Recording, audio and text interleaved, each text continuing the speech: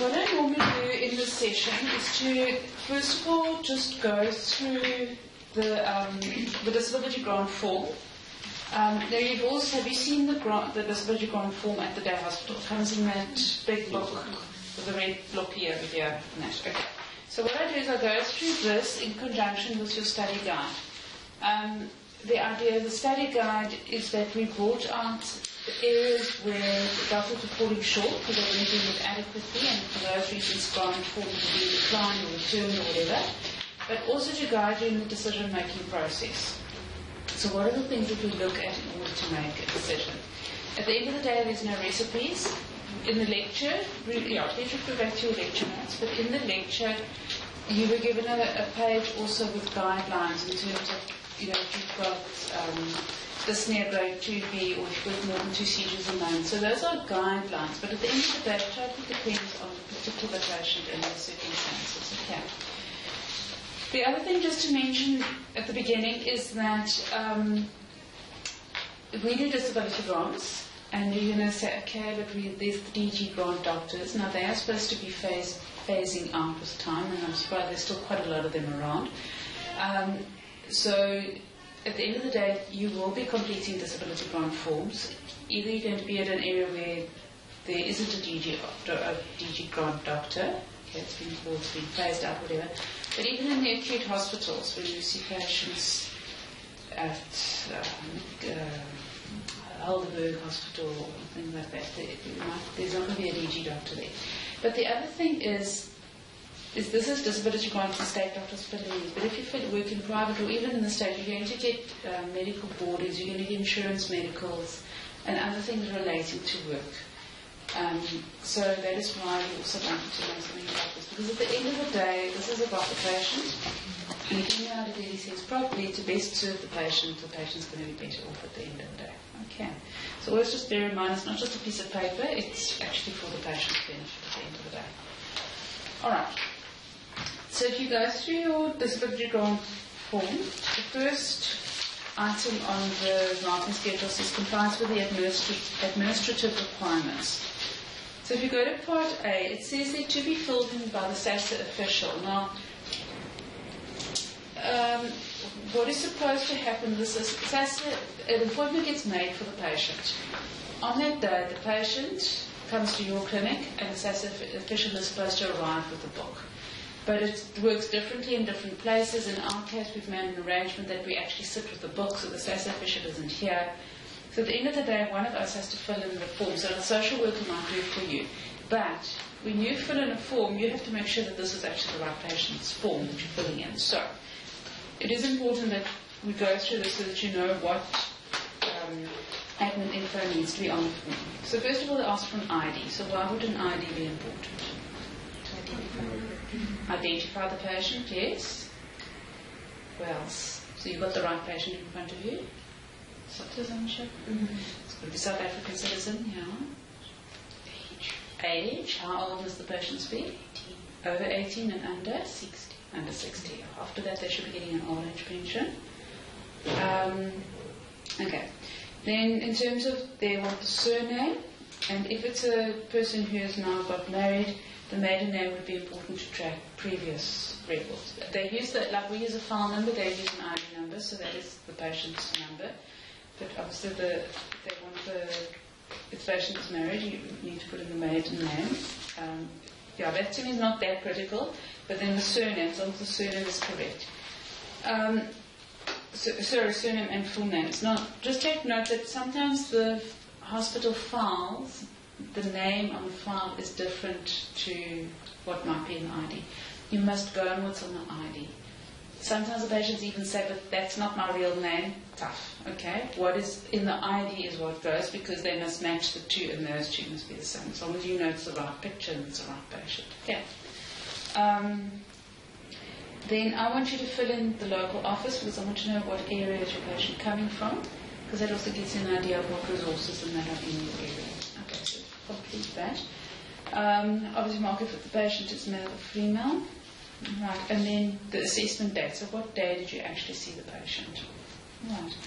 Don't miss out there, it's got their highest level of education. Some people, it's easy to glance over that line. Why is education important? So the patient, we know the understanding or the level of understanding that the patient will have. Okay, all right, so how are you going to communicate with them? What else does it tell you about the patient in terms of work?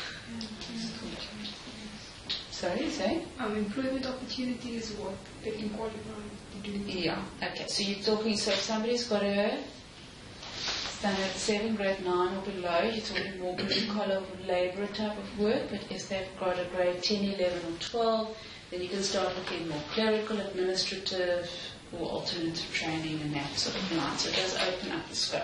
So obviously, so there's already two of your things. It's the patient's age and the patient's education. So if you've got a younger patient with a better education, you can start looking at alternatives. If the person is already in their late 40s, 50s, it's going to be more difficult. All right. I'm sorry, I was going to ask by local office, like the area that you're in, what is it? Yeah, whether in Macassar or in Athlone or Xeris or wherever you are. Just gives you an idea of what's going on, because the communities are very different. You know, I'm sure you've picked that up already in your travels. Okay. The other administrative requirements, the patient on the second half of the patient, of the second half of the form, the patient must sign the fine form. Okay. So they are acknowledging that they are part of this process and they're giving the information over to SASA. Okay. So if your patient has already come and gone, just indicate, make a signature or make a thumbprint, or indicate that you know that it must have the patient's consent or approval on here. Okay. Then furthermore, the administrative information is under Part F, where you declare that you have examined the identified patient, and that as far as you know the information is correct. So you put in your full details, contact details, at least put a landline number. I just have a personal thing about putting in my personal cell phone number because it's my personal number, it's not a work number. So I want to see landline numbers. Again, if you make it up, as long as I know that you know what must go in there. Put in your student number where it asks for entry number. So in the future you'll have an entry number. Sign it, date it. It should correspond with the date that you have seen the patient. And then get the facility stamp or draw a picture of a stamp or say it must be stamped again as long as I know that you know it must be stamped. Okay. Right, so that's all under the admin stuff. And yeah, it sounds, okay, but this is admin stuff, but at the end of the day, that's why forms get picked up. All right. Then, now we go on to the clinical stuff and making the decisions. First of all, the second criteria is note that the patient's complaints regarding impairment and their perceived impact on their activities and participation. And when I say perceived impact, because the patient views why they can't work, they have different opinions. And that's often the opening question I ask the patient. Okay, you come with a disability grant form, why can't you work? So they must explain in their words. And what you need to do, because you now have the clinical medical expertise, is to guide them into functional terms. So you want to know, can they work a full day? Can they work a 5-day week? Can they do the activities related to the type of work that they are familiar with? So, also that information would go under Part C, where it says history and confirmation of impairment. If the patient has got a previous work history, give some sort of idea of what sort of work did they do before, because that will give you a frame of reference. What are you looking for? If the patient is very young, yes, obviously you could consider lots of different alternatives. If they've got a good education, even more alternatives. But if they're older, poor education, you're probably looking at a similar line of work. So you're trying to ask questions around your ability to do that kind of work before. And the question I often ask myself at this stage is, would I employ this person? So it's easy to think if you're a gardener or a domestic, but even if you were running a little spaza shop or something, would you have the person there as your cashier? So try and think in lines of, I know we're not all familiar with the workforce, but try and think in lines of what is reasonable to expect of a person to be able to hold a full-time job. Okay. And the whole issue of light work, I haven't seen it lately, I must admit, but once there's a sort of trend to say, oh, but the person can do light work. There is no such thing as light work in the open labour market. You either work, and you work like everybody else, or you are protected work, which means that you get a disability grant. Okay. So the patient's complaints obviously need to relate to his health condition. So at this stage, the form follows the format of history, examination, diagnosis, so therefore what is your decision? So at this stage, what is the history? What can they do, what can't they do? Without writing all the details of the symptoms of the diagnosis, but allude to the extent of the problem. So if the patient's got COPD, you can write COPD, date of onset, but this is the extent of his problems, his respiratory complaints. This is what he can do and he can't do. Okay, I'll give you some sort of idea. Include dates of onset of the condition or the progression, dates of stopping work if he was previously working. Because that sort of gives you the timeline of where the patient is. If the patient's condition started ages ago, he stopped working ages ago, it's obviously a very different scenario to somebody who's recent onset problem, which maybe you can still sort out. Or if he's recently stopped work. Okay, so the dates are also important. Alright, happy with that one. Then the next line says describe the current treatment plan. So that covers the lines from is the client still receiving treatment, where, type of intervention, if it's surgical and rehabilitative, just write out a little bit of details. And then in terms of the medication, what kind of meds is the patient receiving? If the patient is on numerous meds, rather you can group them. If the patient is on single meds at this stage, I'd like you to actually write out the full prescription. What they're looking for at social services, at the end of the day, they don't see the patient, they see a form.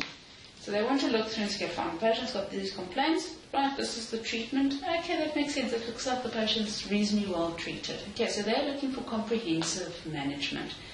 Because the patient hasn't been comprehensively managed, is there a chance that they can improve, either medically or from a work perspective? Okay. Right, next line says the physical assessment and investigation support or refutes the complaints. So the patient has complained of whatever. That's the reason why he can't work. So now, when you examine the patient, what's his general appearance, what's his BP, his blood pressure, his weight, his height, and RBG is random blood glucose. So obviously, if you've got a patient who wouldn't otherwise take the dextrose, you're not going to do it. So it's relevant to this patient. Blood pressure is obviously always good to take in any patient. And weight and height, they're trying to find out if the patient is obese or underweight, malnourished. Okay, so even if you don't have a scale and a tape measure, just give some sort of indication of the nutritional state. Then in terms of the patient's examination, you're going to comment on the relative system. So those that there's nothing wrong with, you're going to mark none or 5s. But where there is a problem, you're going to elaborate further. And again, at this stage, I'd like you to comment, so if the patient's had a stroke, you need to comment on everything from the cognitive to the cranial nerve to the balance to the tone power sensation to the gait. You need to actually comment reasonably fully so we can get a picture of the patient. Okay, so it's not necessarily every muscle, but at least upper limb, lower limb, left, right. Okay. If it's orthopedic, where is the problem? The patient's complaining of joint pain. Which joints? What's the range of movement? Is there swelling? Is there inflammation? Is there crepitus? Okay, so it also just brings through your normal history and examination that you would normally do. Later when you qualify, that's when you cut corners, but you just need to do it routinely and then you know which corners you cut at the end of the day. Okay. And then results of relevant investigations. In terms of a disability grant, you shouldn't have to do special investigations just for a DG. At one stage, they were asking for peak flows, lung functions, CD4s. No. You would do whatever investigations you would normally do to manage the patient. Okay. And that, if it's relevant to the diagnosis.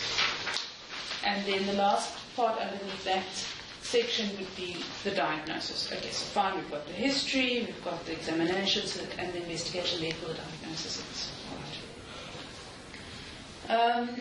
The next line in the study guide says the outcome level is supported by the diagnosis and use of assistive devices. So fine, now we have a diagnosis of what is the patient's function.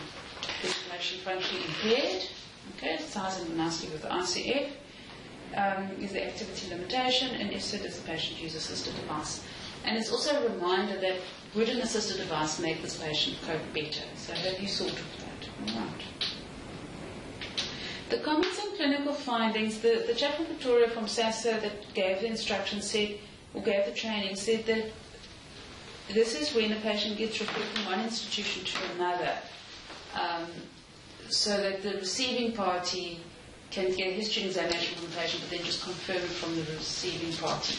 So, yeah, you're probably not going to have that, so you can just, not applicable at this stage. Okay. So now you've got all your information. The next question is that your recommendations demonstrate clinical reasoning, and that is the crux of the disability grant. As I say, it's not about applying a set of rules, it's about getting the right information in so that you can make the most informed decision. There's not always a right or a wrong decision, but did you follow a reasonable thought process to come to a reasonable decision? So under the recommendations, they want the ID number again. They want your diagnosis. So the first thing they ask, are there complications? Now, this can be a bit tricky because you can have a diabetic hypertensive as a diagnosis, and a complication could be a stroke, or your diagnosis could be diabetes hypertension, CVA, and the complication being the left hemi. But as long as the information comes through at the end of the day as to what is actually the medical problem. Okay. They want to know if the patient on optimum treatment, yes or no. As I said, because they want to see is the patient optimally managed. Are you going to refer the patient for further treatment? So that will probably be if the optimum treatment is not good. Is the patient compliant? Okay, they were quite adamant about the patient should be compliant on their medication or with their treatment program. And then have they reached maximum medical improvement? Now, what you're looking for is that, is there any chance that this patient can improve? Again, they're looking at rewarding, should this patient get a disability grant now, and for how long? And is there any chance of them improving or the functional outcome changing?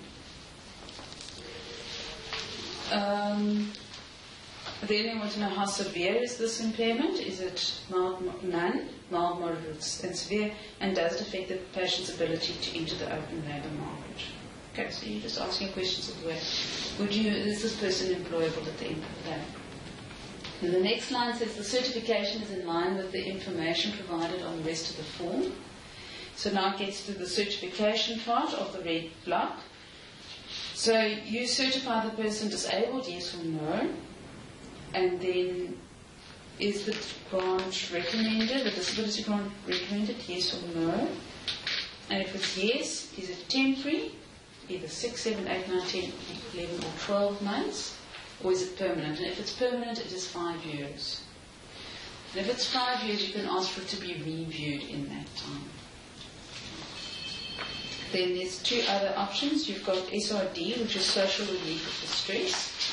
So if a patient has a diagnosis, they are functionally impaired, but they're not going to be disabled for longer than 6 months. So you take somebody with a tip foot fracture, hopefully within 3-4 months they'll be back literally on their feet and can re-enter the open labour market. But it's shorter than 6 months, but they really do need the money. Then you can mark off social relief of distress, and if you've got a social worker, I would get them involved to support that. Okay. Then a GIA is a grant in aid. If your person with a disability is so severely disabled that they need a full-time carer, that could mean physical care or supervision. So somebody with intellectual impairment or a head injury, cognitive impairment, that kind of thing. So that they need full-time supervision. So an amputee that just needs their bucket of water or their basin of water carried to them at 6 o'clock in the evening to bath is not full-time care. And then we've added at the end of the marking schedule, note the need for the role of an OT in the vocational management of this patient. Now, the patients that had a stroke, I'm not talking about the physical rehab, I'm talking about the work rehab. Because, again, this is the thought process that you need to go through. And every patient you see for disability grant or work, you've got to think OT. All right, you've had OT lectures, you've had input from OTs, and you need to think OT. And you say, you know what, this is a clear-cut case, I can make my own decision, I don't need the OT. Write that at the bottom of the form. So I know that you've thought about the OT. Okay, if you don't write anything about OT and work, You can't get any of the 10 marks. All right. But it's to train you to think OT. If you get to the end of the form and you think, sure, I really don't know, I'd like to give the patient the benefit of the doubt, referral to work assessment. Or else there's a patient, no, he clearly qualifies for a disability grant, but I think he's got more potential. He's young, he's got a good education. Well, isn't there anything else that he can do? Refer to OT. Okay, so those are your 3 main scenarios that you can apply. But just please comment at the end of the form about OT. OT and work. Right. The other thing in terms of the form, don't add anything to the form. You can't staple on pieces of paper or anything. Whatever you write gets written on the form, and if the blockies aren't big enough, then you just have to find something in between. And the same thing applies to insurance, medicals, and stuff like that. Forms don't always follow your line of thinking, but you need to get your message across at the end of the day. Don't stick stickers on the form. No patient stickers. All right, you must write out the patient's details. And what was that I was going to say?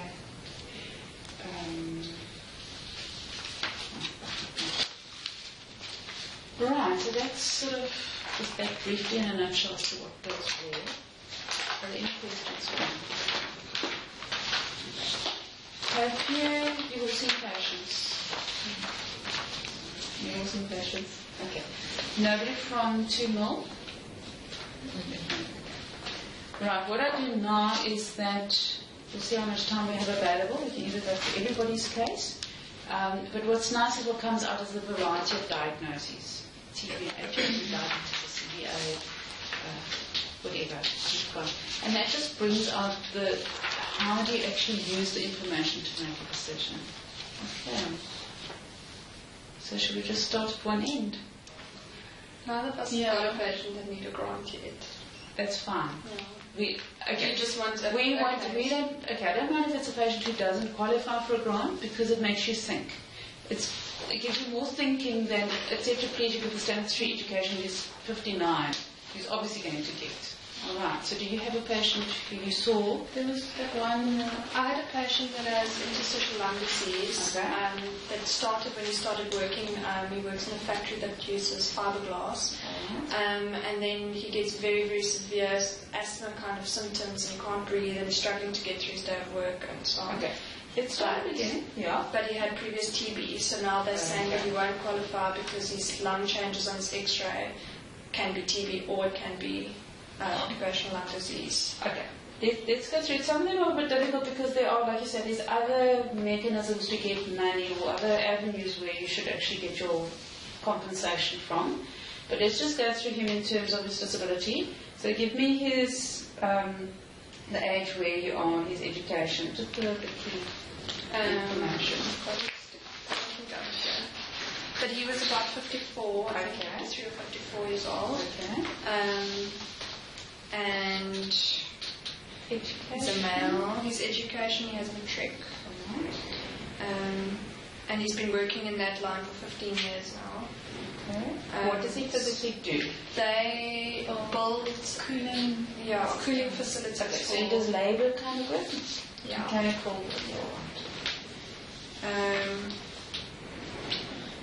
It would be his first application and his assessment date was this week. And then we didn't look at his identity document, so I don't have his ID. Okay. But you need to communicate to me that you do know that the full ID and not just his date of birth must be. Yeah. And then he's presenting complaints for shortness of breath and that he can't complete all his tasks because he's short of breath and he gets dizzy. And he's got a cough that's also starting. How is he in terms of his daily activities, like personal care and stuff? He said he can't do as much anymore at home either, and he can't walk very far. He can walk 100 meters, but if there's any hill, then he can't do it. So he can't walk to the shops and things that he used to do if there's any hills.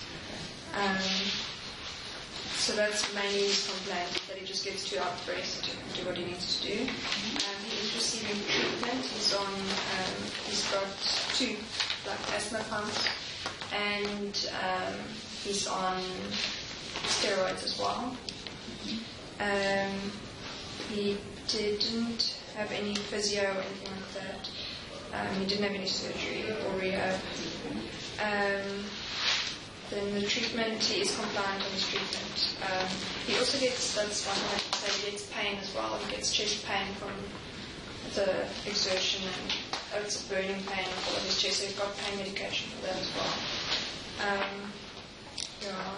And he's compliant. And then on examination, he doesn't have any cardiovascular.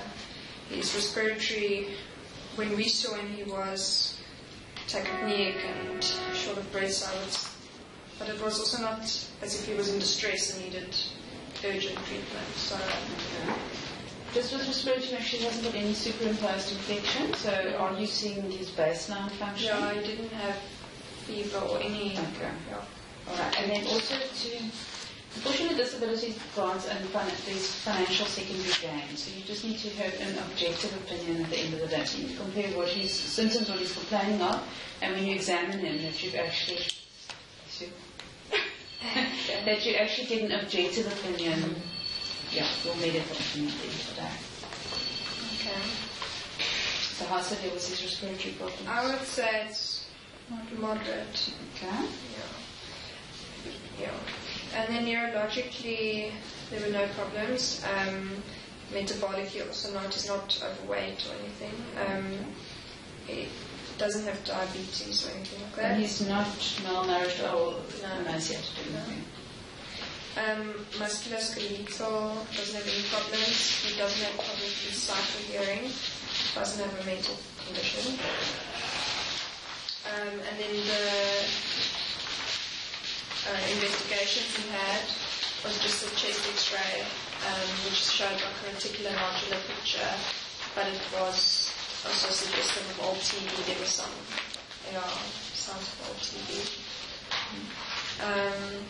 And that was the only, he didn't go for any lung function tests or anything like that. Has he ever had a peak flow? They haven't referred him for that. Because peak flow you can do in your room. Okay. No, they haven't done anything. Yeah, I'm just saying in terms of assessing him clinically, peak flow is probably something that's like doing your lipstick, so it's something that should be readily available. Okay. So then the diagnosis was made of interstitial lung disease, and then it was queried occupational versus old TB.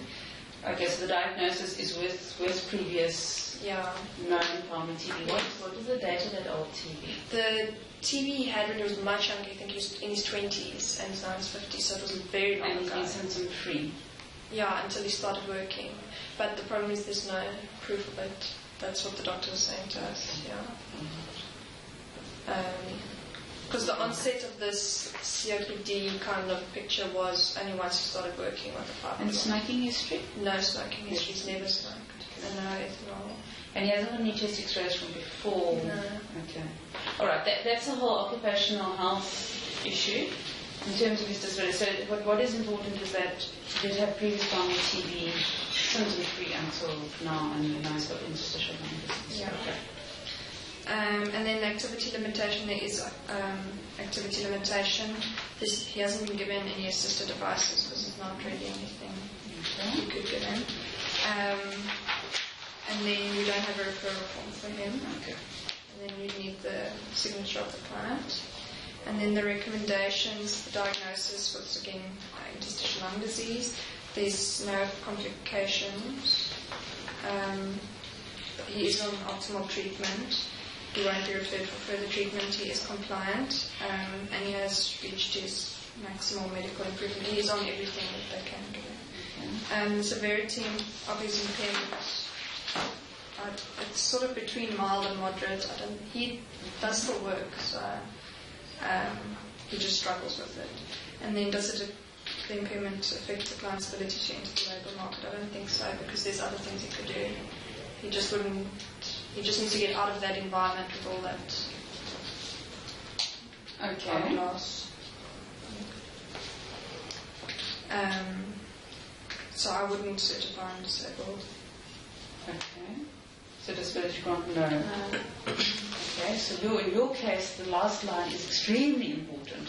Okay, because what are you going to do with this line? Well, we did want to refer him to our OT to see what else he could do or how they could adjust his. He does use protective things, but it doesn't help. So, yeah. Is there any chance for him to be alternatively placed? Is there any other place that he can work within that company?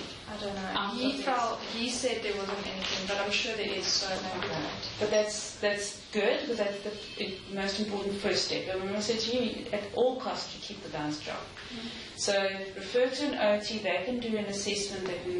Obviously they'll do a work assessment in their unit, do a work visit, assess the environment, assess his function in his environment, and negotiate with employers if there's any alternative placement. Okay, now we start playing around with scenarios, because the guy's in a job, so you're going to first go all that route. Say this guy was at home. Okay, so say he comes to and then the OT says no, but he can't do the current job. He is too dyslexic, he's not strong enough, or his productivity is not good enough, and there's no alternative placement. Then yes, he would probably qualify for a branch. And considering his age and his education, probably not suitable for further training.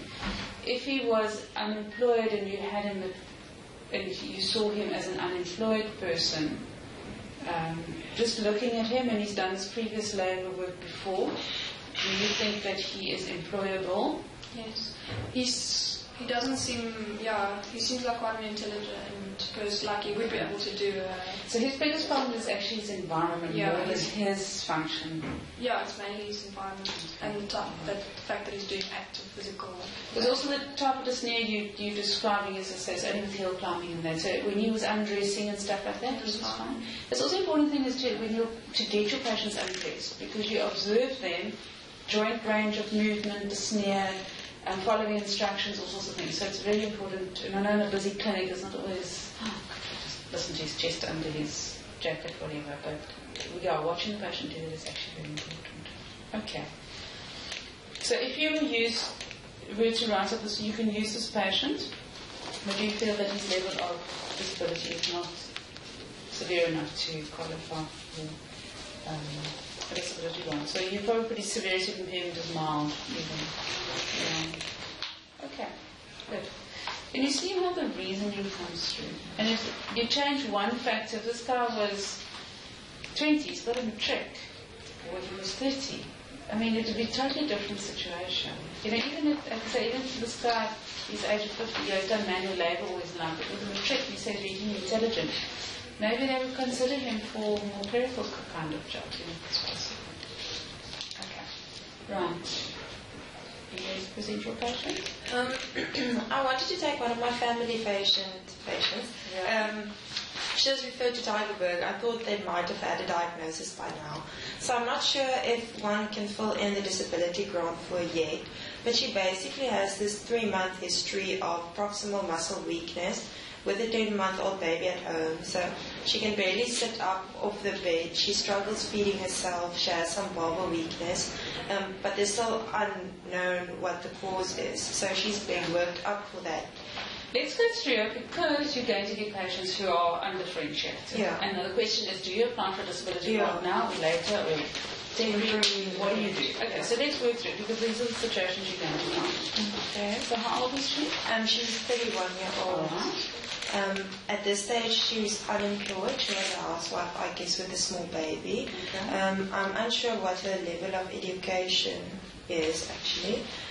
Then the presenting complaints basically was a 3-month history of proximal muscle weakness, especially in the shoulder and the hip girdle, and then difficulty feeding herself, swallowing, caring for the baby and doing housework, and then also early morning stiffness, especially the wrist and the hand joints, lasting about 2 hours and then sort of gradually fading.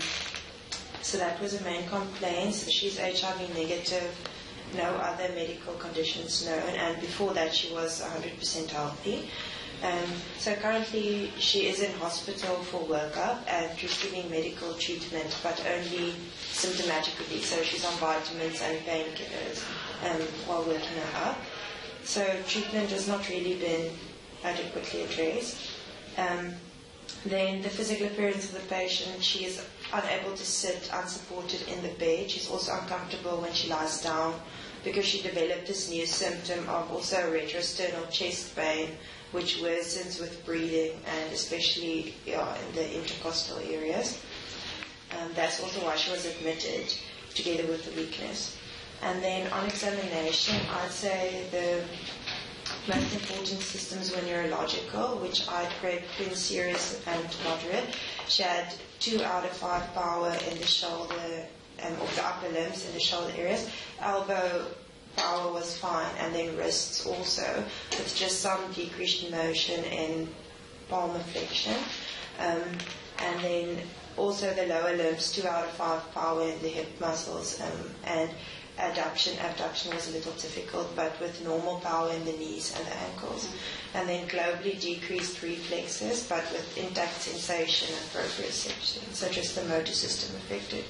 And then musculoskeletal, I'd also grade that as moderate because of the decreased range of movement in both the shoulder and the hip joints, but with no associated pain, and also no signs of active inflammation or synovitis in the hand joints, just a slightly swollen right dorsal hand, but otherwise not really. And then the rest of the examinations were all fine.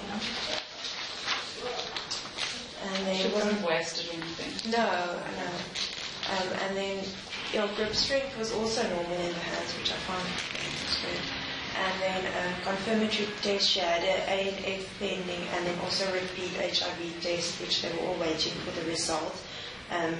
They did LFTs, the AST and ALT was slightly raised with a very marked LD, which was in the thousands, so very raised, and then a 4+ blood in the urine dipsticks, but nothing else. So quite a few results. I think a U and E was normal, if I remember correctly, and the HB was also okay. So the diagnosis is still pending. They're working up for an autoimmune, maybe SLE or a dermato or polymyositis. So they're busy waiting for those results. And she was also sent to Tigerberg for the nerve conduction testing, but we don't know what the results of that is. So I'd say there is definitely activity limitation. She cannot take care of a child, she cannot look after herself, she can't dress, she can't feed properly.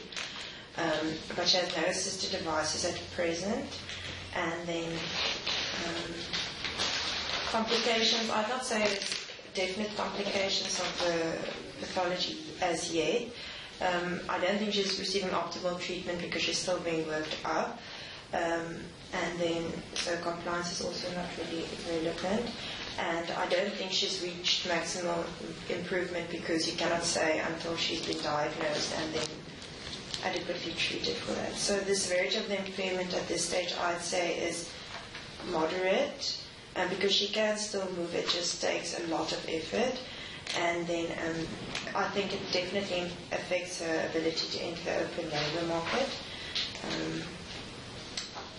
And I thought that maybe she'd be able to qualify for a temporary disability grant in the event that it's already been a 3-month process, and I think it might take a while to actually confirm the diagnosis and optimize the treatment. And then just review her in, well, there's only a year there, so... Okay, but if it's temporary, you've got 6 to 12 months. Yeah. So how long would you give it for?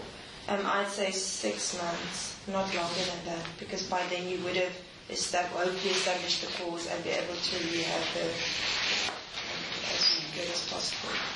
But then I don't know if the SRD would be more appropriate than a temporary grant in her case. Okay, you referred her, she's been admitted to Tigerberg. Yes. Okay, so she's admitted at Lemming because if you're an inpatient, you can't qualify for a disability grant. So, you have to be disciplined. But say she was being investigated as an outpatient. Do you think within 6 months' time she'll be... Has she ever done any other work? That's the thing. She just said that she's unemployed at the moment. I don't know if she had previously maybe done some domestic work or something. All right, so you understand why that in history is very domestic important. And the level of education.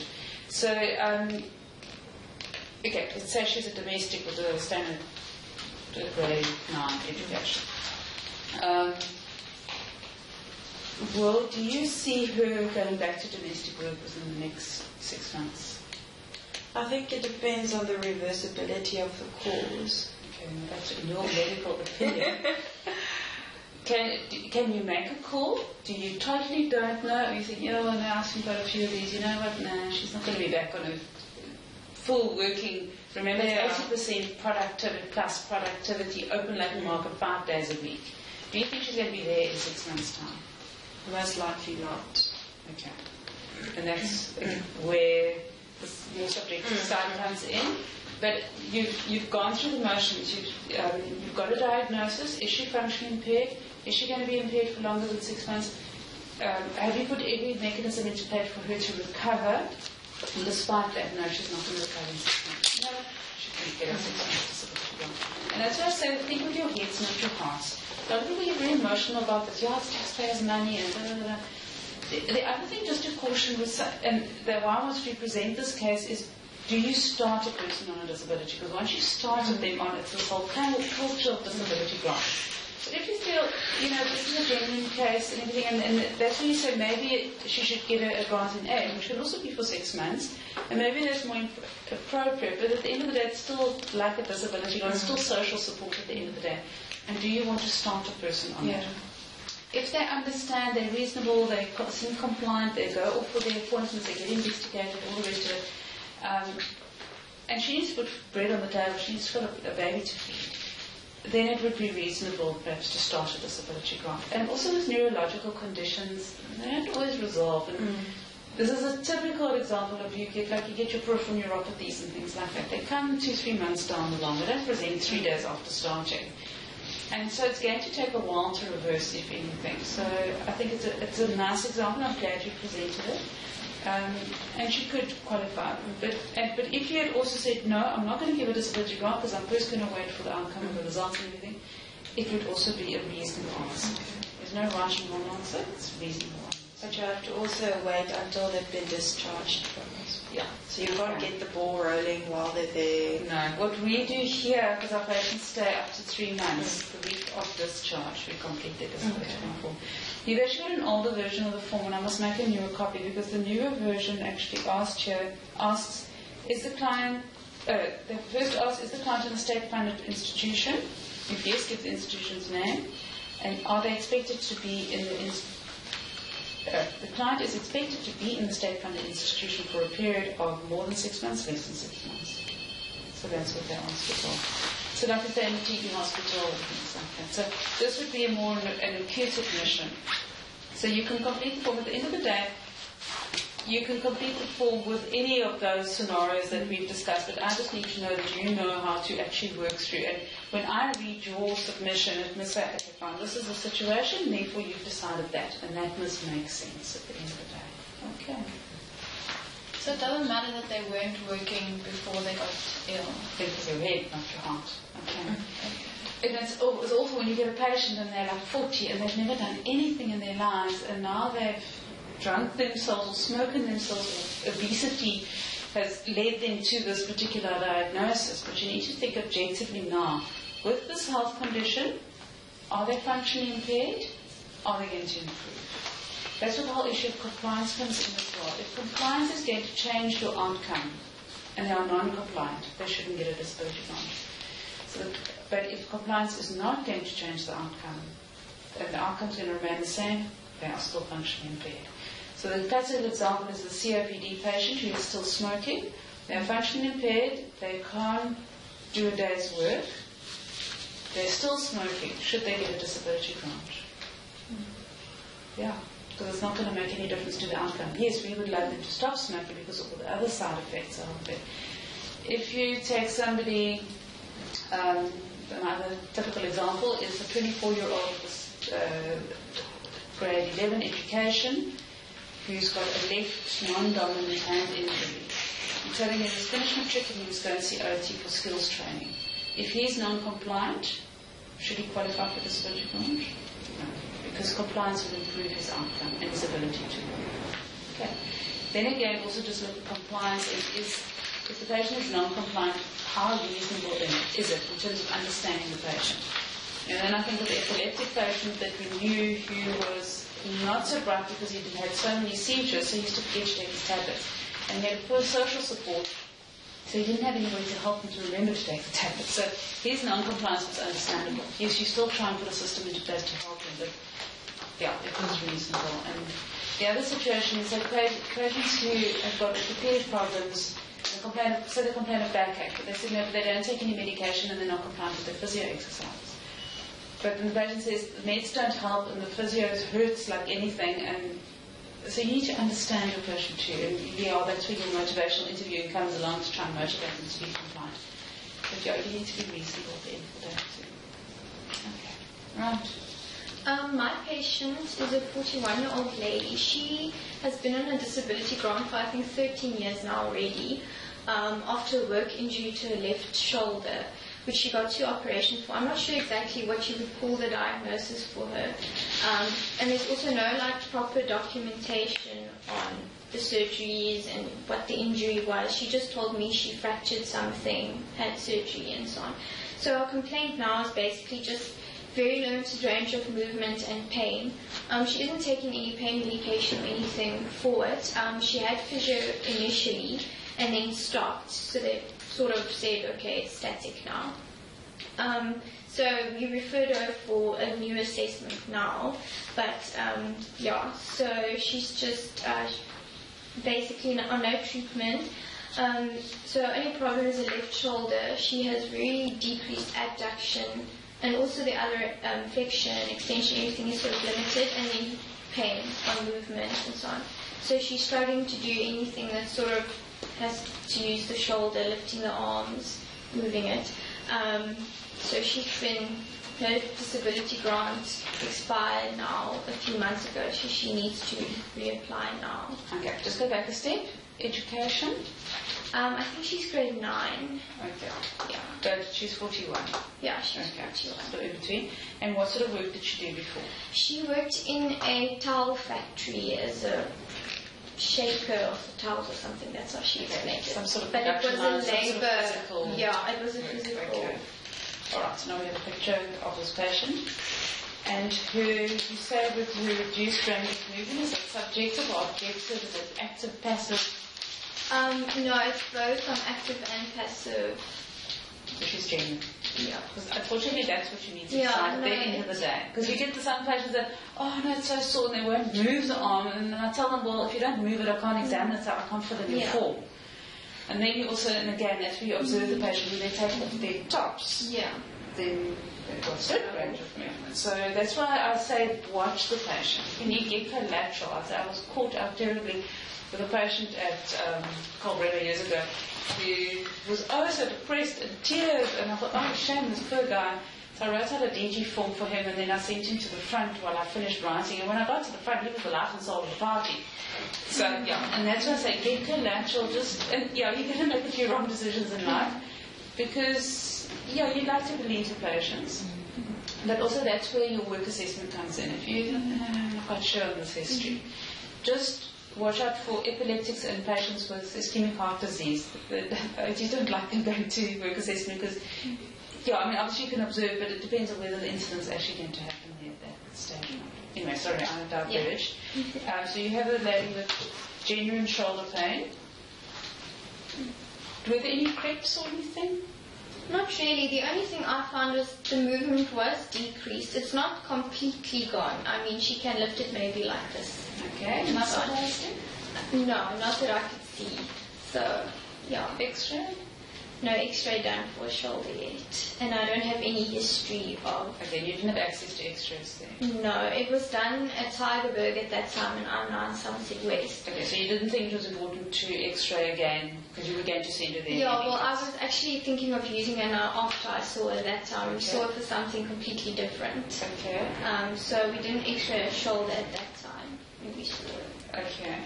So something different that you saw it for, is that relevant to her applying for disability? She had a fracture of her arm, but she's just in a back slab for 3 weeks, so it's not going to impair. And that should resolve 100%? Yeah, it should. Okay, you hope after the... Because remember now with the whole story with the shoulder, and just in terms of people's sick roles and things like that, and the whole 3-stage assessment, the individual approach to the problem. Okay.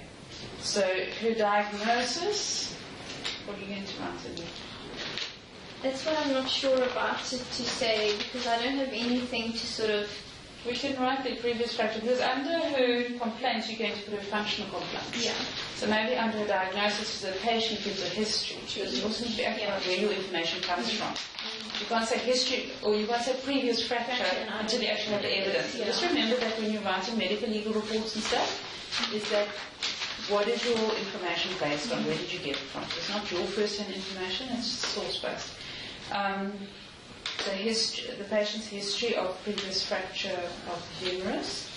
Are there any scars or anything? Well, just from the surgery. Okay, so there was a scar. So you can say that with the previous surgical scars. That supports a bit of the history. Okay. Activity limitation. Yes. Into notice the devices or anything.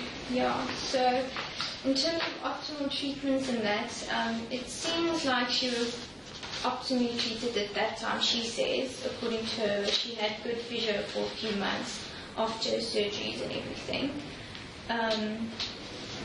So I think she was probably optimally treated, but I sent her for a physio assessment just to make sure that there isn't something more that can be done. So I think her severity is probably... Okay, hang on, guys. Just go through to them. Complications? No, not after the surgeries or anything. There hasn't been. Okay, but now she's sitting with a debilitated state. So you could maybe see that as a complication. Okay. Because if it had all worked out fine, she would have been back at work. So maybe a complication is a debilitated state. Okay. Often treatment, no, you could see that because that's why you said you basically orthopedics as well. Physio, yeah. And the physio. She has good compliance otherwise. Yeah, so severity... Hang on. You've got to ask all the questions because the questions are very important because you haven't ticked any of the blocks, you're going to get your form back, alright? So has the patient reached maximum medical improvement? Well, I'm sending her to physio to reevaluate, so I'm probably thinking maybe there's something that they can do. So you're actually not sure, but then even if you write there, I don't know. Yeah, because I'm not sure. And as a doctor, it's okay if you don't know. The important thing is how you're going to get the answer, which you've done. You've referred to physio and to orthopedics. Okay. So you're going to write that in. Now, severity of impairment. That I would probably put at a moderate, I think. Okay. In terms of open labour market, if she is only going to be able to do sort of physical work, then she wouldn't be able to because she has this problem with her shoulder. So then I would say it does affect her ability to enter the open market. So yeah, then she would be disabled. In the disability grant, would you then put her on a permanent and then just review her in terms of after you've seen what the physio and so on say? Or what do you expect the outcomes of physio and orthopedics to be? Well, I don't expect it to change much. I think she might have a little bit of improvement in terms of pain, maybe exercising a little more, but she already has such limited range of movement. So I don't know if it's going to improve a lot. Because my question is, why do you refer her to orthopedics? Is it because she has an orthopedic problem? Is it to get more information? Is it to improve her? Is it surgery? We just referred it to physio. Oh, so I thought you said you were going to refer to time. No, she was done at Heidelberg. Okay. Back then. That's why the records are there and not the time. Oh, okay, so you're not referring her back to orthopedics. No. Okay, good. But I'm glad to hear that. Because but that sounds critical in terms of why you're making referrals. No, that sounds totally fine. Do you think physio is going to get back to the level where she can check out? No. So, what disability will you give her? How long would you give her disability? Well, I think permanent for her. Exactly, yeah. Don't be shy to give permanent. Especially if it's, like I said, something that's not going to resolve. If there's no other reason why you want this patient to come back. Say you... Okay, sorry, I thought you were going to refer to orthopedics. But say you've got something you thought maybe the orthopedics can actually make a difference. So you say, okay, I'm going to give you 6 months DG or a year's DG. There, you go to orthopedics. I'll see you in a year's time. The patient comes back in a year's time. What usually happen? They haven't gone. No, they want another disability grant for another year. That's the kind of patient that you write in your notes, and when they come back in 6 months' time, you say, no. I think if you do go to orthopedics and it can make a difference, then I'm not going to give you another disability grant. We see them over and over here. Even if it's just they must go for work assessment and come back in 6 months, I'll give you the benefit of the doubt. I'll give you a 6 months DG. But in 6 months' time, you must come back with a work assessment report. They come back, no, it's sukkelavere disability. I said, no. Okay, and that's the importance of your notes. Okay, I know we've deviated from your example, but do you see the different permutations and how you've got to follow? Yeah, all the bits and pieces of the puzzle must fit together. Okay. So at the end of the day, your patient's going to go to physio, hopefully, to improve your pain, but she will follow wonderful. Okay. Good. Thank you. Right. So I've got a 40-year-old lady with grade 9 level of education. She previously did domestic, or she was a domestic worker. Now she presents, she's a known stage 4 HIV patient with Kaposi sarcoma, both cutaneous and pulmonary Kaposi sarcoma, as well as pulmonary TB.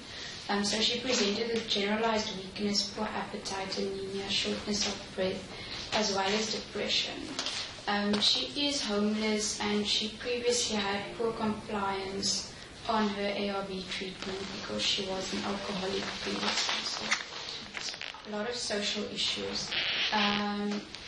So the patient is currently receiving treatment at the hospital. She was referred to the hospice about a week ago. So she received full TB treatment. She's about, I think, 8 months down the line with her TB treatment now. And she also received the ARV counseling and started ARV treatment on the 21st of September. She was also referred to a dietitian, and she refused any psychological intervention for her depression. So she is on all the relevant treatment. She's on methambutol and bromactazid, pyridoxine, prevalence, lamivudine, tenofovir, and augmentin. So on examination, her general appearance, she was cachectic and wasted. Systems, cardiovascular was normal. Rest was quite serious. She had nasal flaring. She was tachypneic without a rest rate of 27 breaths per minute. She had a left lower lobe dullness to percussion. She had decreased air entry bilateral with the left more than the right, and she also had bronchial breathing and crepitations in the left lower lobe. Then neurological examination, she had a 4 out of 5 power globally. The rest of her neuro examination is basically normal. The reflexes are normal.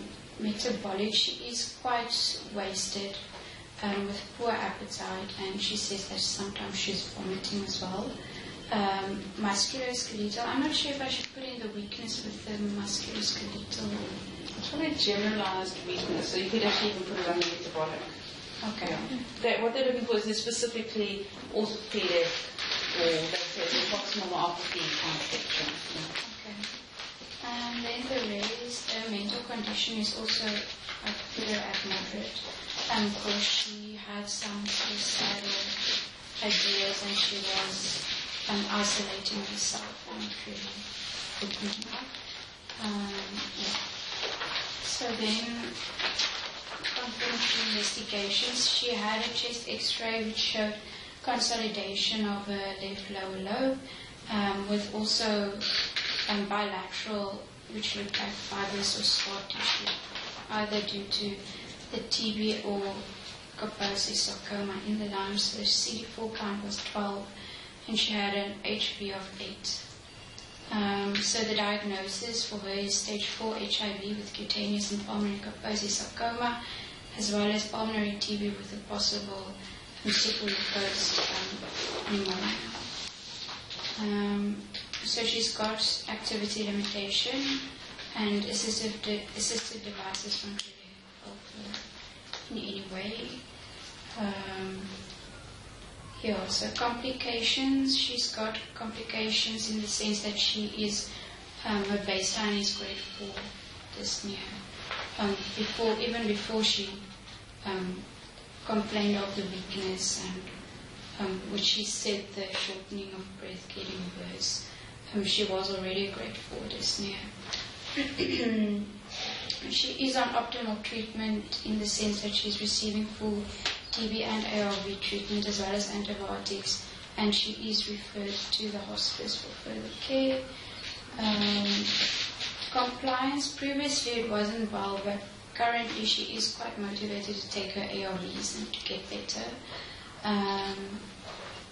And maximal medical improvement, not really, because she just started her ARV treatment, so there wasn't much improvement of the Kaposi sarcoma. Just a question around her depression.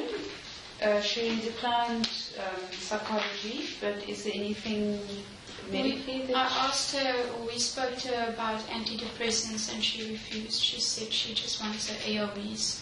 She doesn't want any other treatment. So she's currently a danger to herself or others? No.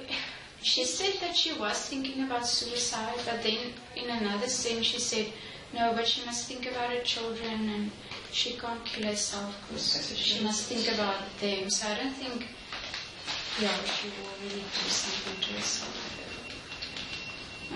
Because it seemed like she still had some hope for the future. Yeah. So the severity of her impairment, I would say, is severe. And it does affect her ability to enter the open labour market. And I would give her a permanent disability card. So you don't think that she's going to be able to work in the next 5 years? No. Yeah, as I said, there is an acute on chronic, but I mean, there's definitely a solid chronic. Because the Kaposi sarcoma is quite widespread over the skin, and her lungs does look pretty bad on X-ray. Yeah. It's fine. What I'm just saying, I mean, your case is fine and you presented it very well, but can you understand why I say that you're one who doesn't qualify also makes you think, whereas this is probably a little bit easier to think through. I mean, I'm gunning your one down. I mean, you've actually gone through all the steps in order to make a decision. But in terms of your patient, that's actually fine if you have somebody that doesn't qualify. Okay? Right. I'm just looking at the time. We've got another hour. Do you all want to present your cases? I just have a question. Okay, because otherwise we'll keep on going. Yeah. I just wanted to ask, like, if a patient is not in a coma, but they're not, like they have a decreased level of consciousness, like that's their baseline. Then would the patient qualify for a disability grant? Let's say now they've been discharged from hospital and the baseline is basically from a CVA, it got really bad. Then do they get a GIA? Do they get a GIA for whoever cares for them? Okay. Do they have a diagnosis? Yeah. Are they functionally impaired? Like completely? Not going to be your domestic. Okay. Are they on maximum treatment? Maximum Okay. treatment? Are they likely to improve in the next 6 months? Probably Not. Or 5 years or whatever period you decide on. And then, do they need full-time care? Can somebody just, can she spend the whole day there on her own and somebody else in the family can actually go work and just make sure that they sort it out in the morning and then sort it out at 5 o'clock in the evening? If the answer is yes, then they won't apply for quarantine aid. But if somebody has to be there every hour or two, helping them with elimination, with feeding, with turning, basic health maintenance, then that will qualify for quarantine aid. And even if it's not, as I said, it's not physical, but rather from a cognitive point of view, the person's a danger to themselves, they're going to just be at the front door and, then they can also be for quarantine aid. Okay. Sorry, I want to ask, my patient she's known with OA, but she came in complaining of fibromyalgia, so this generalized body pain. Would that be like it would be difficult to assess, but I thought maybe the grant was maybe more for secondary gain. Would that be? Oh, I'm so glad you mentioned the fibromyalgia. So they are a nightmare because, first of all, they've got such limited symptoms. Or on examination, the symptoms are fine on examination. You're like, yeah, you can't see that on there, but yeah, they really are difficult because they're a bit depressed, they're a little bit overweight. I don't know what your one looks like. Yeah, she's a well obese female. She's known with OA. She's mildly hypertensive, and she complains of this generalized body pain. Yeah. Okay. Let's go through your patient. We'll come to the others if you really want to present her, so you can come back. All right. So you say she's 40-year-old? No, she's a 60-year-old female. 60-year-old. I saw her on Friday. Well, luckily she should have qualified for an older pension in any case. Yeah. Is she 60? Is she really 60? Yeah, she just turned 60 now. Okay, let's pretend she's 58. Good example to go through. Okay, so this is a 58-year-old female. I saw her on Friday. She has a grade 8 level of education. I did confirm the identity. Her presenting complaints were this generalized body pain, lower back pain, and difficulty walking. And it's been there for about the last 3 months. The treatment, we are giving her some pain medication, and she's come to the clinic, which she gets at the clinic, but she says it hasn't been improving. So the type of intervention was obviously medical. We gave her some analgesia, and then she's a known hypertensive, so we gave her that, and then also the UMS screen for the OA. The general appearance is a good-looking obese female. I mean, she doesn't look she doesn't look acute or chronically ill. Her blood pressure was slightly high, but everything else was fine. So then on the examination, the only thing that I found that was faulty was the musculoskeletal. I thought she had a bit of an antalgic gait, and she seemed to be very, very tender on the lower back. And then she had some reading glasses, so I thought that was a 4. Colin, did you do things like straight leg raising? Yeah, I did all that. They were positive, but then when you ask them to stand up and then they can do that, then, and the distraction. That you're so intense to ask in the history, and by the way, you actually elevating. Because those are the sort of tricks that I used to do a lot of work with work assessment at Tigerberg, and that was their problem. They would get a referral like this, and to actually see what is genuine. So distraction, so taking history, asking them quite intricate stuff while you're examining the patients, you can bring that out. And then the other thing, like say straight leg raising, if they're lying flat on the couch, no, they can't lift their leg, but then you get them to sit up. Yeah. And then long leg sitting. And then they're fine. So you need to just alter your assessment. The other favourite one, which is blindness, but you don't often see it, but patients who feign blindness. Did you ever learn about the zebra drum? That's the one thing I remember from asking many years ago. Is if you're seeing and you have a zebra drum in front of you, so it's like the blinds, they're black, white, and if you turn it and you tell the patient to look at it, they will get nystagmus because they have to follow. Your vision will your eyes will automatically follow the stripes, so you'll get this nystagmus. So if you're totally blind, you won't have nystagmus. Okay, we actually used it once we had a patient who was feigning blindness. But what I'm saying is there are ways and means of figuring out whether it is genuine or not. And at the end of the day, yes, you want to believe your patients, but you need to look for objective evidence. Okay, so the patient says, oh no, I can't do anything, and then they've been scratching their bag and find their stuff. You've got to look for that kind of evidence, yeah. Okay. Then the relevant test investigation, she had an HIV test and that was negative, and then she was worked up for TB a couple of years ago. Then my diagnosis is OA with fibromyalgia. Is there activity limitation? I said yes, because she said she can't hang up washing and she can't do much around the house. That's all fine. Then are there complications? No. Optimal treatment?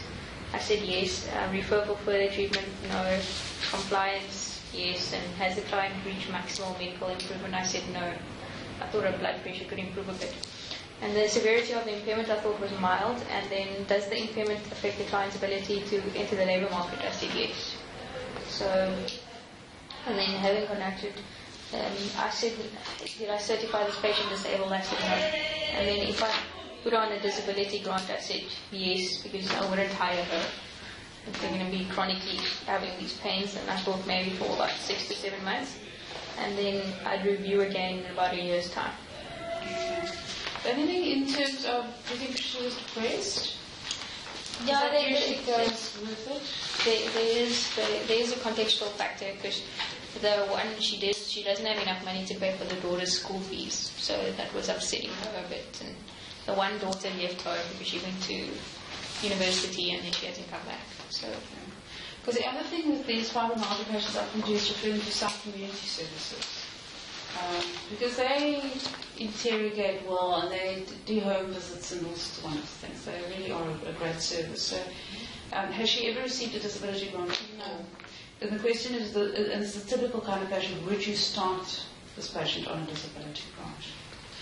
Look, you saw the patient, so that's why I'm not criticizing your evaluation. You saw the patient, so you get a pretty good idea of what she's doing, but you need to objectively ask the questions.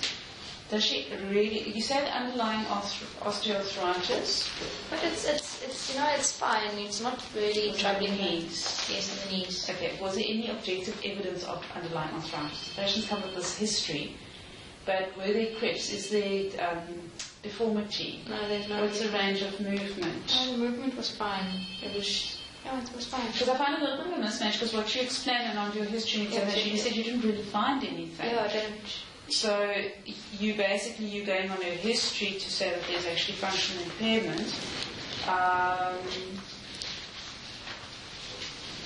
I would maybe send you for work assessment. Okay, she was a bit younger, she's a bit old for work assessment. Because look, there is definitely secondary gain. Her husband died about 2 years ago. So I mean, I think, and she's never worked before in her life. So to me, that seems she can get an old age pension. And she didn't arrive for a DG, but this is the typical kind of dilemma, the kind of patient that you're going to see. So are you going to say she was 58 now? Are you going to say, okay, you know what, you only got 2 years to go to pension. Nobody's really going to employ you. You sort of do have a diagnosis. Are you going to give a 2-year DG and great God? But that's why I say there's no definite answer. Does she have a diagnosis? And I think that's actually where you need to be actually stopping, because is it worthwhile? Do you want to actually take x-rays? You've done a few bloods. And the question is whether she actually does have a diagnosis. This fibromyalgia, was that something that was written in the file before? No. It was the first time. And did she come and say she's got fibromyalgia? Or was No. We came up with that because it was a generalized body pain. The other thing is fibromyalgia is actually a genuine diagnosis. But it's just a very frustrating one because there's very little supportive evidence. And if you thought, you know what, this really totally fits into this pattern. And also looking at the individual. And sometimes, maybe it's more of a psychological element, but from your experience, you say, you know what, there is no way you're actually going to get this patient to be employable. No matter how much analgesics and physio and everything else you give. And you need to be realistic at the end of the day. She could well have a diagnosis of fibromyalgia.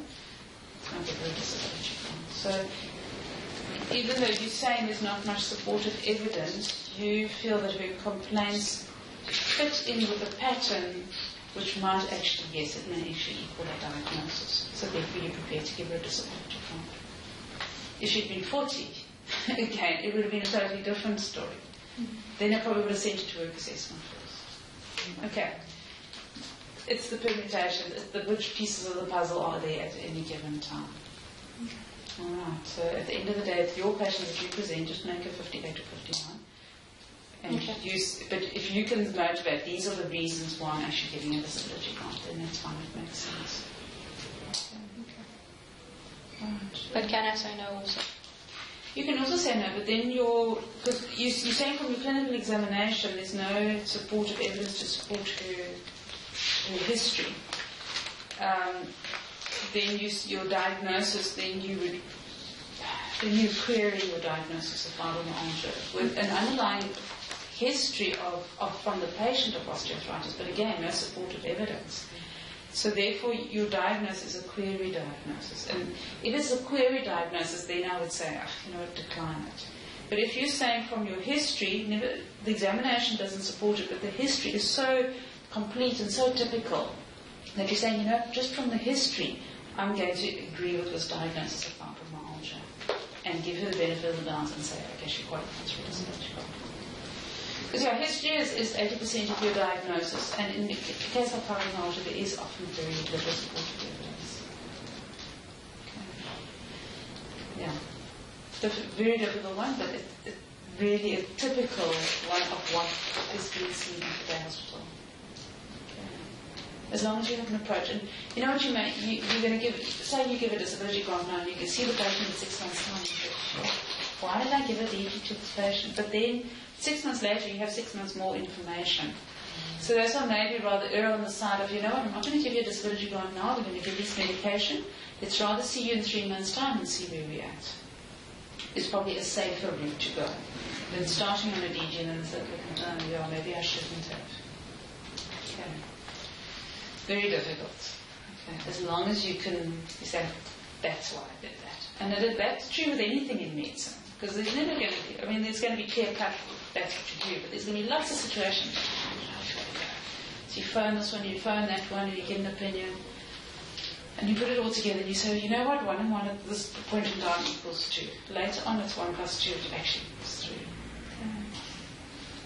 Is it a very wishy-washy answer? Yeah. As long as you can think it through and say, that's why I made that decision. Okay. And you're at the stage next year when, I mean, I've told you X, somebody else, the DG doctor has told you Y, and at the end of the day, you're going to have to make up your own mind. As long as you can substantiate. And if you're thinking medical legal stuff, if you can substantiate, you'll stand up and talk. Okay. Right, nice case. You've got fantastic cases today. Anybody else got anything to add to this wonderful pot of cases? I'd just like to ask a question, because mine's like a little bit more acute. I saw a 22-year-old lady who sustained, do you want me to go through the form? Can I just give it? So it's more of like a, okay, go through the form. 22-year-old lady, it'll be her first application, and she's currently tertiary level. She's at CTI in Tiger Valley. I think she's studying marketing at the moment. Her presenting complaint is that she has chronic backache due to the fact that she sustained a T9 to T12 compression fracture secondary to an MVA about 3 weeks ago. She is currently receiving treatment, both medical and does rehab mean like physio, because she is getting like physio appointments. She is being given the relevant treatment. She's received thoracolumbar orthosis on brufen and paracetamol, and also physiotherapy, and she is compliant with all 3. And in terms of the examination, she looked fine, and the vitals were okay. Her main problem was I'd say musculoskeletal, because when I saw her, she didn't have the orthosis, she didn't have the brace yet, and she couldn't move. She had to lie strict bed rest. So everything would have to be like brought to her and stuff, and the physio would have to like teach her how to move. And then the last day that I saw her, she did have the brace, but even then everything was like careful, and she was so propped up she couldn't really do anything. And the relevant report would be an X-ray that showed that she does have the compression fracture. So the diagnosis would be the fracture, and she did have severe activity limitation. Even with the assistive devices, I felt that the limitation was activity was decreased. Clinical findings. So the complications would be that she has this severe backache, as well as the fact that she actually cannot really move. Her mobility is decreased. She is on optimal treatment. She has been referred for further treatment. She is compliant, and I won't say she's reached optimal treatment yet, as she's still busy in the process of being treated. And I would say that her severity of impairment was moderate, and I would certify as. I wasn't sure. She's sort of because of her medical treatment, she is disabled. She can't really move about. And so I would say, can she stand or sit? No. So she's bedridden. Now she's got the brace. Now she's got the brace, but everything is still much slower and But can she sit? Can she stand? Can she can sit. And walking is slow because she still has bound to walk. As long as she has the brace on. Okay. All right. Okay. Yeah. So the question, so currently now, she's not employable and she can't be a scholar. No. Because she's also working, sorry, I forgot to mention she was working at a factory. She's a part-time general worker at one of the factories there. And that's to help with paying for like school fees and all of that stuff for varsity. The question is, how long is she going to be in this state? For a few months. I thought, would she qualify for the SRD just for a few months? If it's not going to be 6 months? Yes. Yeah, I don't think 6 months, because she is receiving the proper treatment. But that's when you probably find the orthopod and say, hey, when is she going to be out of the brace and reduced? What is his prognosis? That's one thing I've learned about orthopedics. Each case is individual. There's general guidelines, but in terms of mobilization, and it depends if they had surgery, what happened in theatre, this operated this way and that operated that way. So, yeah, if she's definitely going to be less than 6 months, social reproductive distress, especially the fact that she's supporting her own studies. A difficult one comes with a scholar over the age of 18, like we have amputees. So they're above the amputees, so they can't do manual labour, but they're busy improving themselves so that they can be better or more easily employed. But how far do you support them? Now they've finished matric, okay, now they're in tertiary studies, and now they're in postgrad studies, where do you draw the line? So often you say by the time they've got matric, then they're actually employable in a clerical scope. And the other thing, just remember patients with backache or physical complaints like that, even if you're doing a clerical job, just watch out that patients can actually get to and from their job. They can catch the bus or taxi or drive their car, whatever it is. And can they sit for long periods? If you get patients with osteoarthritis, cervical spine, they can't sit and work like this for long periods, even lumbar spine backache, mechanical backache, whatever it is. So yeah, just watch out for that, because we think, when they've got a clerical job, everything's cool, but it's not always. So in terms of your patient, you're happy for a social relief? Yeah, I just wanted to ask if that would it be fine, because I wasn't sure when I was filling out the form about the whole acute phase, and because whenever I think of disability ground, one thinks of like you said, the amputee, like somebody with like an actual, well, not actual, but that's why we can list your cases. Okay. Your case you want to present? Pretty straightforward. It's a patient with stage 4 and no post-menopausal spine. Okay. Permanent disability? Yeah. Okay. Mine's a CVA. Well, yeah. CVA. Was yours one that was comatose? Yes. Okay. Also, kind of straightforward. Okay. But it's good to have the balance. Okay. My lady was a 51-year-old lady who presented with chronic back shoulder pain, with the inability to use the arm, and uncontrolled diabetes. On a background history of a right basal ganglia infarct and major depressive disorder as well as hypertension. Okay. Nice one again, because we have multiple problems. We've got one diagnosis and like the HIV patient, and that's the problem, that's why they can't work. Right, now you've got like 5 diagnoses. Do they all contribute slightly to the bigger picture that makes them that they can't work? Was there one major problem or 2 major problems in this actually? So that's why this kind of case is also nice. I thought it was 2 major contributing conditions. It was the right basal ganglia infarct. She doesn't have like the tremor or anything, but she does have the inverted affect, the stooped appearance, and the bradykinesia.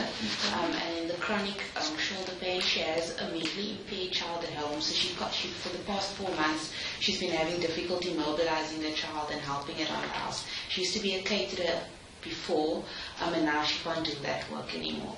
So, yeah. Is she not working because of the child or because of the shoulder? So, but the disabled child she's had for quite a long time. Yeah. Okay. Yes. And also that might be a reason why she has a problem with the shoulder. Yeah. So also look, that's where the work history is also important, because it might give you an idea of why the patient's got the OA lumbar spine or whatever. Okay. All right. Sorry, her age again? 51. Okay. And education? She was primary school. Okay. And primary school, she used to work as a caterer, and then I gave the presenting. Okay. Yeah, she's on diabetic treatment, hypertension treatment, medication, pain medication, treatment for depression, and that's it. She presented, she had a blunted affect, bradykinesia with a raised BMI. Her BP was 140/70 for hypertensive, that was okay. And then on the examination, Neurologically, I thought that there was slight impairment with the bradykinesia and the frontal affect.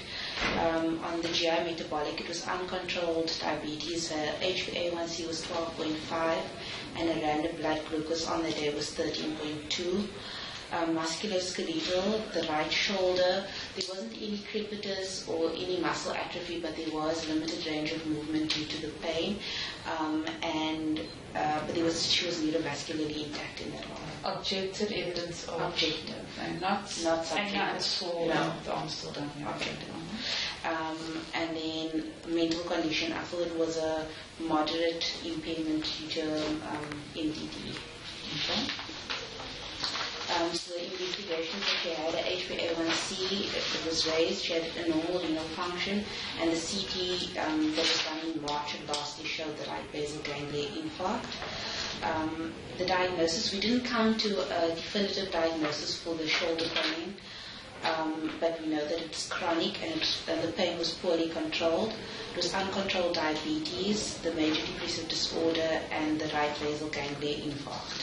Okay, in terms of her shoulder pain, so there's no objective diagnosis. Did you take an X-ray? Was an X-ray needed? The doctor didn't take an X-ray. He said he didn't think, because there wasn't any, it was just limited range of movement. He didn't feel like any crepitus or anything like that, so he didn't think of like OA or any of those conditions. Okay. Yeah, well, the question at the end of the day, and the same thing applies to like backaches.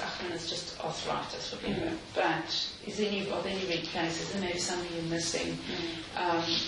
Because the patient, also because she's got multiple problems, if you can improve one of them, you can actually improve your outcome at the end of the day. And we actually learned one lesson was a patient with calcification in the shoulder. I thought, years of abuse, it's just osteoarthritis. We took the X-ray, there was calcification. The calcification was removed, and the shoulder is 100% fine. So yeah, just be cautious. I think especially at the day hospital where there are tons of patients coming through, is the patient actually optimally managed? But in terms of the disability grant, it seems like there's enough evidence to support a disability grant. But just remember, you're still treating patients. Yeah. Okay. So yeah, when we discussed it with our ethical coordinator, she said that you should not necessarily give a permanent disability grant, and rather a temporary one, and then review it after the year. Okay. You mentioned later on in terms of her stroke was in March this year or last year? Okay, and that is also one of her major limiting conditions. So that's why the date of onset of the condition and the stopping work and everything is so important. Do you think the stroke's going to get any better? No. Do you think it's going to improve to the extent that she will be able to be a caterer again? No. Then why are you giving a temporary disability? Okay. That's my reason. You saw the patient? That's my reason. Okay. Okay. You decide what you're going to do. Okay. Right. My patient had rheumatoid arthritis. Right. Anything? Yeah, just symmetrical wounds of the hands. Active limitation. She can't. The principal is poor. Can't fist properly. So does she qualify? She previously worked at. She sat newspaper together, so I thought she could qualify. Okay. Actually, grade 6. Do things properly, or what is it age? So 48-year-old female. Grade 6 is the highest level of education. She previously worked in a newspaper factory, which is responsible for stacking newspaper together. So identity was confirmed. She presented. She was diagnosed with rheumatoid arthritis in 2007. She now presented with a 3-month history of increasing pain and stiffness of the wrists and both hands, with stiffness lasting between 30 minutes to an hour, and associated decreased range of movement and power. The patient is unable to perform household chores, such as washing the clothes, but she is capable of taking care of herself. She is receiving medical treatment, and she had previously received occupational therapy. She is currently on methotrexate and analgesia. She's obese as well, and then a muscle sleep examination. Her vitals were all normal, except for weight and obviously raised BMI. And then on examination, muscle sleep was impaired. She had spindling of the fingers, no obvious deformities. There was some muscle wasting on the femur and hypofemur eminences. There was no bulkiness around the joints, slight raised temperature over the joints, and there was pain with movement, and there was a slight decrease in the range of movement. Her shoulder was also affected, but not as severe as the hands. There was pain and reduced range of movement, pain in the upper arc of motion, and then her knees, there were no obvious deformities, but there was pain on movement of the knees with normal range of movement. No other investigations were done, so the diagnosis was rheumatoid arthritis. There were activity limitations, and she doesn't have any assistive devices at the moment. And then I thought no complications, optimum treatment, yes. No referral for further treatment, good compliance, and I thought she has reached the maximum medical improvement. So I thought she was severely impaired. Okay, I don't know if to grade as severe or moderate, because she can clean herself and wash herself, take care of herself, but just cleaning the house and performing a job she's unable to do. Okay, moderate, severe. Okay. So in terms of ability to do a job. Yeah. Okay. And then I thought she is impaired, she can't into the open labour market. And then, I thought I'd give her a permanent disability grant, but then I'd review her at a year. Why would you review it? Because it looks like that says fleas and remission, so I don't know. You expected to go back to work in a year's time? I don't know. Considering your past history? This is the first time that she's applied for the grant. Okay. So she's got quite a long-standing history with recent deterioration. Yeah. So even if you ignore the recent deterioration, her older problems, would that actually limit her from entering the open labour market? Yeah. Are you going to undo that past history? Probably not. Okay. See the questions to ask yourself. All right. So, probably permanent disability grant.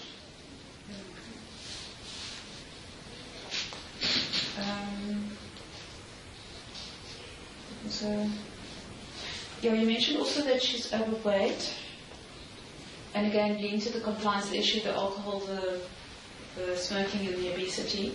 If she loses weight, is it going to change her outcome? No. Okay. So, but obviously you would recommend it because that's what good doctors do. Okay. Right. Also, I haven't mentioned OT with everybody's patient, but please just remember it's OT. And if you can make the decision on your own and there's no need for further protected work or other work aspects, then just write there no OT indicated. Right. My patient's a 58-year-old lady with left-sided shoulder pain linked to the outburst using severe limited range of motion or movement. She also has stable angina with grade 3 dyspnea. So her highest level of education then was grade 7. She previously worked as a carer and is unable to work at the moment. She's currently receiving treatment. She's receiving medical treatment for the angina and for the application as well, for the application, and she's receiving treatment for the shoulder pain. Other than that, she was well and healthy, biologically stable.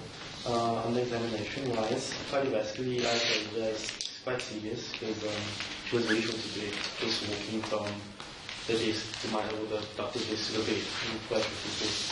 And she said when she was working, she could usually have to sit down after just making the bed, she had to sit in, but she couldn't do so much.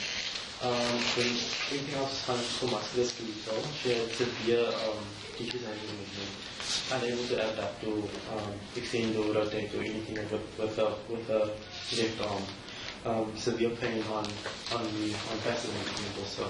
So much so that she stood up and wanted to go back on the floor. So it was quite severe. Other than that, nothing else in examination. Test done, there was X-rays that were done that showed osteoarthritis in the joint. ECG was done, which showed sinus tachycardia with T-wave inversion. So the diagnosis we came to was we said she has an impinging syndrome of the left shoulder with good prognosis. The other was the angina that had poor prognosis because she was so severe she was a bit. Is it just angina and ischemic heart disease, or is there evidence of cardiac failure as well? We assessed the cardiac failure, but she doesn't have any signs of any overt signs of cardiac failure. She was diagnosed with cardiac failure. They put her on day 6, but now at the moment she doesn't have any signs. She has no signs now. Okay. So there probably is an evidence of. So she does actually have cardiac evidence, but she's not overloaded. It's controlled to a certain extent, but obviously not that well controlled. But what else is causing it? Because angina doesn't give you sneer. Also be very clear with your diagnosis, because different diagnoses have different meanings. And one of the typical examples is COPD and asthma. Often hear people using it interchangeably. It's not. Okay. But the both different diagnoses. Okay. I think the mutation, I said yes, the different mutation. She doesn't have any assistive devices.